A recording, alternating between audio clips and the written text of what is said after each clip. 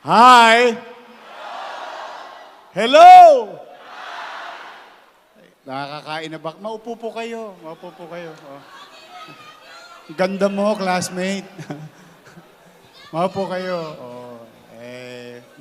Well, una,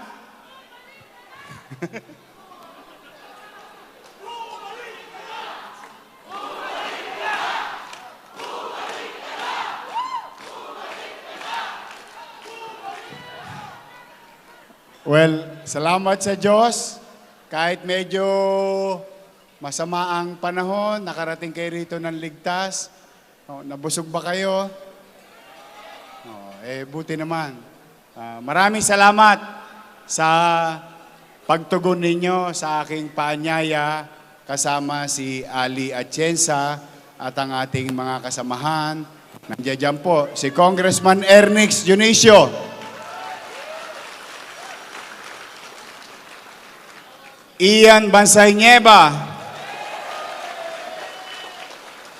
Irma Alfonso, at Jesus Taga Pajardo. Naka-t-shirt talaga kayo? Tumosgas pa kayo? Nauna pa kayo sa akin. No, hindi. Masaya lang ako, mga batang tondo, to be here. Ay, ito nga pala. Yung anak ng misis ko.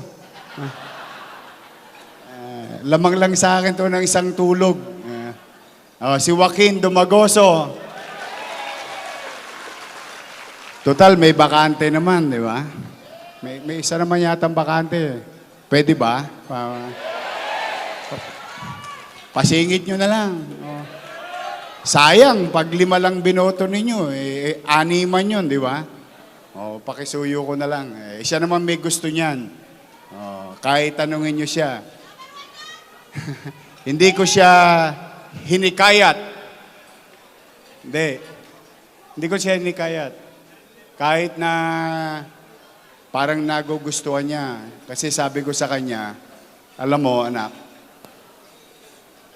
yung edukasyon natututunan.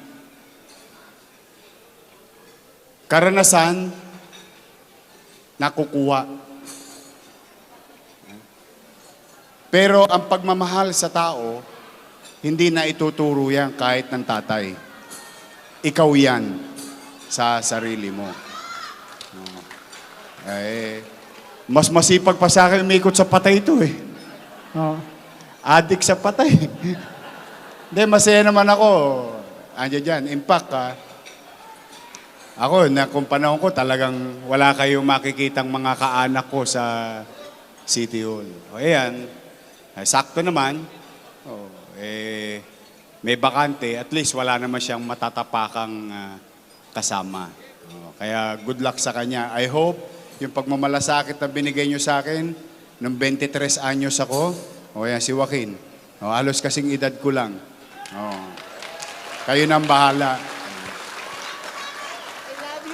So, ngayon, pakaway-kaway na eh.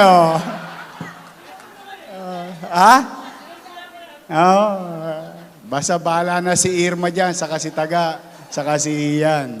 Alaga naman sila ni Congressman Ernix.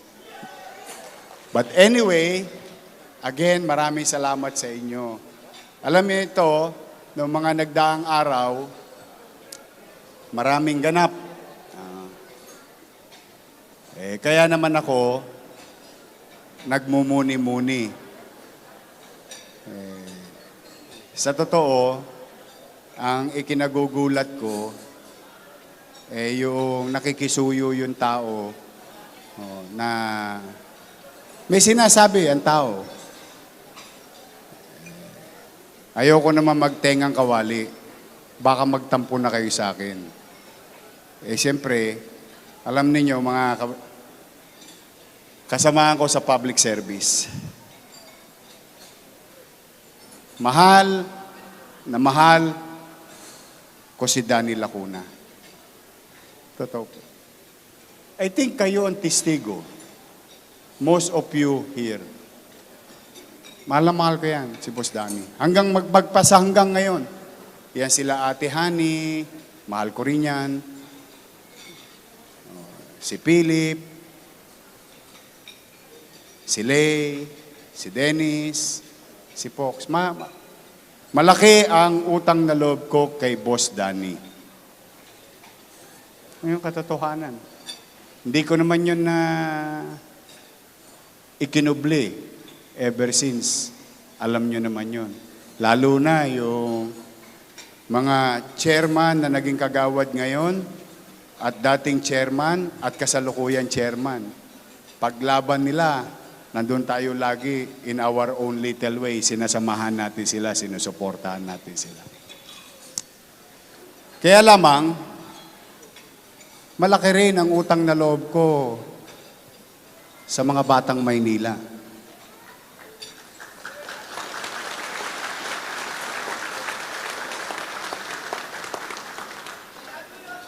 I love you too.